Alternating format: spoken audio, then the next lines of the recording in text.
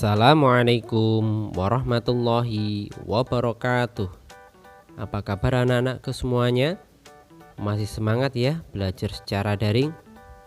Kali ini kita akan belajar tematik tema 1, subtema 2, muatan IPA. Dengan materi sumber bunyi dan proses terjadinya bunyi.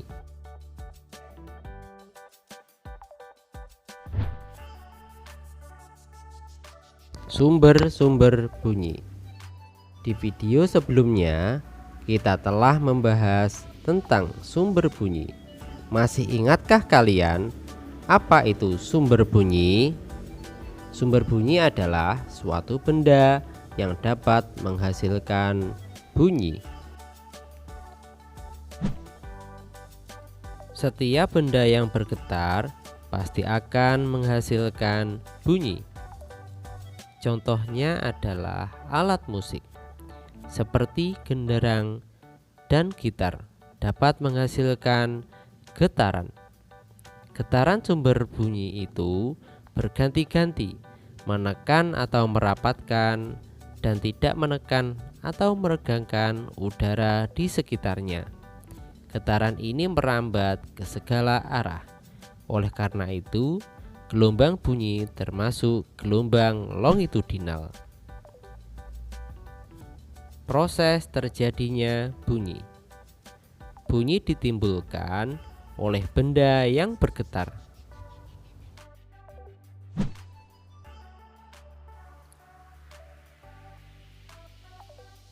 Adapun syarat bunyi dapat didengar sebagai berikut. Ada sumber bunyi. Semua benda yang bergetar dengan frekuensi audiosonik. Terdapat medium perantara, yaitu zat padat, cair, dan gas. Ada objek yang menerima bunyi. Dalam hal ini, indera pendengaran atau telinga yang baik.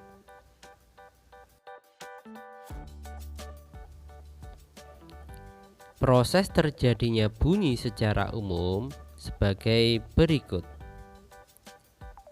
Sebuah sumber bunyi bergetar.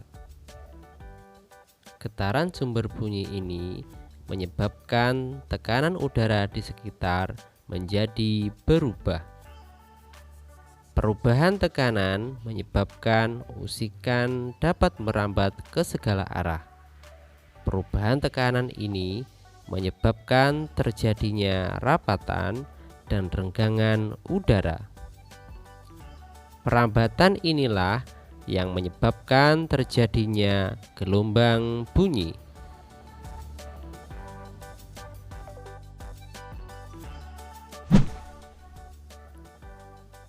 Adapun proses terjadinya bunyi pada pendengaran manusia, yaitu sumber bunyi bergetar sehingga menyebabkan terjadinya getaran.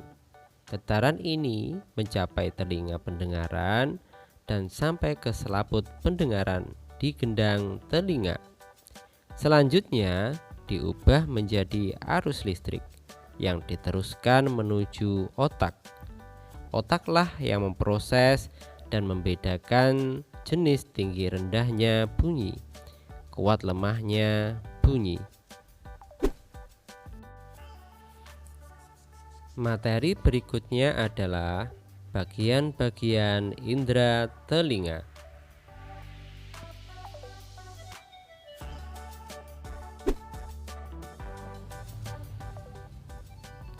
Telinga adalah salah satu panca indera manusia yang berfungsi untuk mendengar dan terdiri atas beberapa bagian-bagian. Selain mendukung untuk berkomunikasi, telinga juga memungkinkan manusia untuk menjaga keseimbangan tubuh.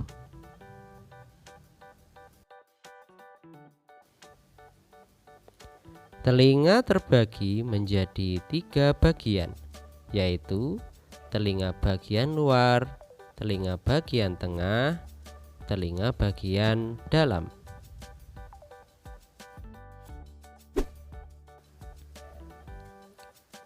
Telinga bagian luar. Telinga bagian luar terdiri atas daun telinga, lubang telinga, dan saluran telinga luar. Daun telinga adalah bagian pertama dari telinga yang bereaksi dengan suara.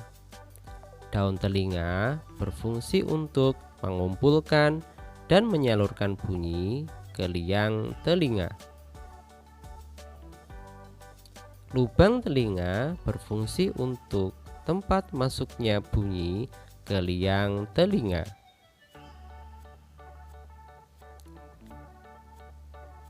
Liang telinga berfungsi untuk meneruskan bunyi ke gendang telinga.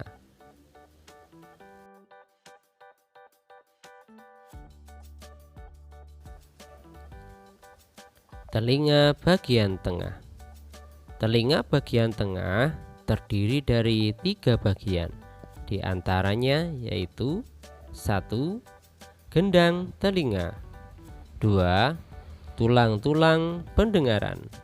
Tulang-tulang pendengaran terdiri dari tulang martil, landasan, dan sanggurdi. Yang ketiga adalah saluran ekstasius. Setiap bagian telinga tersebut memiliki fungsinya masing-masing. Gendang telinga berfungsi untuk menerima getaran bunyi yang ditangkap oleh daun telinga. Tulang-tulang pendengaran berfungsi untuk menghantarkan getaran dari gendang telinga ke telinga bagian dalam. Saluran eustasius menghubungkan telinga bagian tengah dengan hidung dan tenggorokan. Saluran ini menjaga tekanan udara di dalam rongga telinga dan tekanan udara di luar agar selalu sama.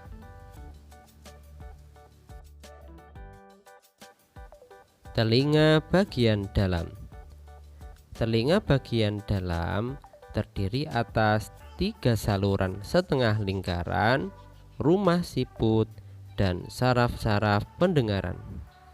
Telinga bagian dalam memiliki fungsi sebagai berikut.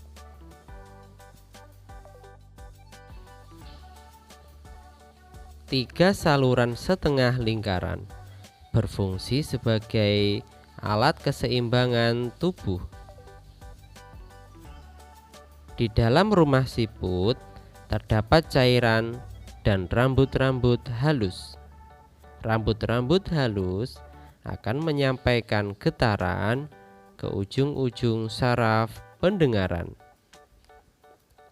Saraf-saraf pendengaran berfungsi menyampaikan bunyi ke pusat saraf, yaitu otak.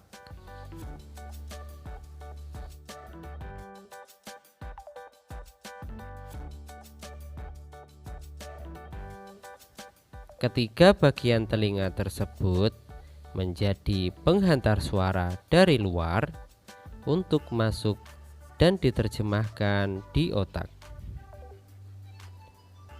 Demikian pembahasan materi tentang sumber bunyi, proses terjadinya bunyi, dan bagian-bagian indera telinga.